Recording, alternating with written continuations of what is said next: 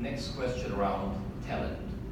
All of you spoke about how can we keep Michigan, Detroit at the forefront of an extremely competitive world, both in core automotive but also in the, frankly, emerging mobility world. So what should private companies do? What should the public sector do to really make sure Michigan remains a magnet for talent in the future to be competitive? Well, let me take a first stab at this.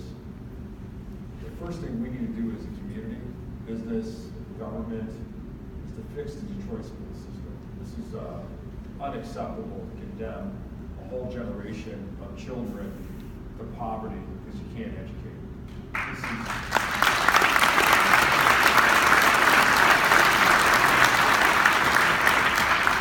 So as we're recruiting to this area, as we're trying to get the best talent to come to the city of Detroit, what do you want to be known as? One city that can't educate its kids? So downtown's going to take care of itself because greed is taking over its ability to make money. And what about these neighborhoods? And what happens when these young executives and engineers and software code writers decide to have a family? Then they move out.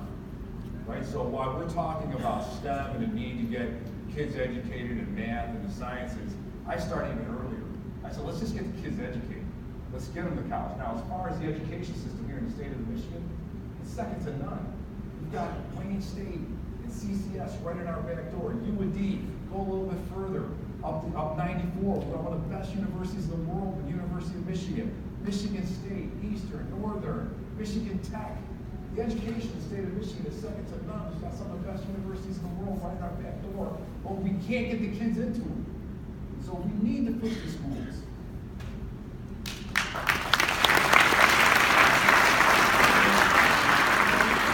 The other thing I would say is that we've got to get into the family homes. We got to get into the family homes early, and whether it's in elementary school or middle school, and educate the parents that manufacturing jobs and engineering jobs are high-tech jobs today. It's not like it's the heated shipment of the past. These are high-tech jobs, significant technology involved in product design and IT and systems and process design. We've got to educate people the fact that not everyone's destined for college. We need to accept that. And what we need to do is make sure that we get people through the high school K through 12 education. But we, in the past, when we first took over our business from General Motors in 1994, the average age of our workforce was 48 years of age, and the average education was in 9th grade of high school.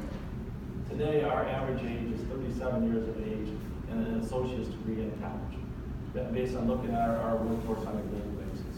When you look at what we do in China and what we do in India, we have engineers that are 2-year degree and 4-year degrees that are running our machines and running our factory floors in those facilities. That skill set is the same thing that's going to be required and is required here in the U.S. today. And therefore, we've got to amp up and raise up the educational level and put a lot more emphasis in regards to our community colleges, into our 4-year universities. We're partnering with those universities as much as we can because there's a war on talent. And we need to attract the best and the brightest. It's one thing to attract them. It's another thing to retain them. And especially the new millennials, they want to work in a different environment than the previous generation. So there's a lot of moving pieces to the talent side of things, but it's something that we all need to be focused on. It needs to be part of our business plans, and most importantly, we need to pull together as a community in regards to how we're going to educate our kids.